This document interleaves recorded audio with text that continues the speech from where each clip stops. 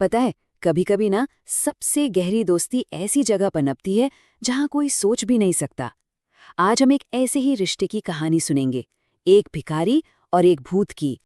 तो सवाल ये है कि क्या दो बिल्कुल अलग दुनिया के लोग, मतलब एक अकेला भिखारी और एक भटकती हुई आत्मा, क्या वो कभी एक दूसरे में सहारा ढूंढ सकते हैं? चलिए देखते हैं। तो कहानी शुरू होती है एक छोटे से गांव से। वहां रहता था रघुनाथ, जिसे सब प्यार से रघु बुलाते थे। अब रघु की दुनिया ना गांव के किनारे एक धूल भरी सड़क तक ही सिमट कर रह गई थी। मतलब लोग उसे देखकर अक्सर अपना रास्ता ही बदल लेते थे। दिन तो जैसे तैसे लोगों की बेरुखी सहते हुए गुजर जाते, और रातें रातें कटती थीं एक टूटे फूटे मंदिर के ठंडे सूने कोने में। सच कहें तो उसकी जिंदगी में खामोशी और अकेलापन, बस यही दो उसके साथी थे। लेकिन रघु का ना एक राज था, एक ऐसा राज जो हर रात जब अंधेरा गहरा होता तब सामने आता था। उससे कोई मिलने आता था। नाम था चंद्रिका, और वो एक आत्मा थी जो इस दुनिया में भटक रही थी। लेकिन सुनिए, वो कोई डरावनी आत्मा बिल्कुल नहीं थी। उसकी आवाज में एक अजीब सी नरमी और चिंता थी। उसके पहले शब्द हमेशा यही होते, रघु, आज का दिन कैसा रहा? किसी ने तुम्हें परेशान तो नहीं किया? और बस फिर क्या था, एक जादू की तरह हवा में ही उसके लिए गर्मा गर्म रोटी और सब्जी तैयार हो जाती। ये उनका हर रात का एक रिचुअल बन गया था। उस सूने मंदिर में दो अकेले दिल एक अनोखी दोस्ती की शुरुआत कर रहे थे। एक रात इस रोज रोज की मेहरबानी से रघु का दिल भर आया। उसने हिम्मत करके पूछ ही लिया, तुम मेरी मदद क्यों करती हो? मैं तो बस एक भिखारी हूं। चंद्रिका की आवाज में ना एक गहरा दर्द था। उसने बहुत धीरे से कहा, मैं तुम्हारा दर्द समझती हूँ, क्योंकि मैं भी कभी इंसान थी और मुझे भी लोगों ने ऐसे ही ठुकराया था। मरने के बाद भी देखो, मेरी आत्मा को शांति नहीं मिली। और बस यहीं पर उनकी दोस्ती का असली राज सामने आया। चंद्रिका ने कहा, तुम पहले इंसान हो जिसने मुझे देखकर डरने के बजाय मुझसे बात की। सोचिए, सिर्फ एक छोटी सी बात, और उसी एक बात ने सब कुछ बदल दिया। तो यही था उनकी कहानी का सार। दो ऐसे लोग जिन्हें समाज ने पूरी तरह से ठुकरा दिया था।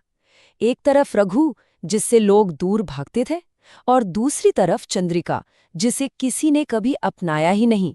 और देखो, उनके इसी अकेलेपन ने उन्हें एक अटूट बंधन में जोड़ दिया। लेकिन उनकी ये शांत और सुकून भरी दुनिया ज्यादा दिन टिकने वाली नहीं थी। हुआ ये कि गांव में एक तांत्रिक के आने की खबर फैल गई। एक ऐसा तांत्रिक जो भटकती आत्माओं को पकड़कर हमेशा के लिए कैद कर लेता था। उस रात जब चंद्रिका आई तो उसकी चमक कुछ फीकी सी थी और आवाज में एक साफ डर था।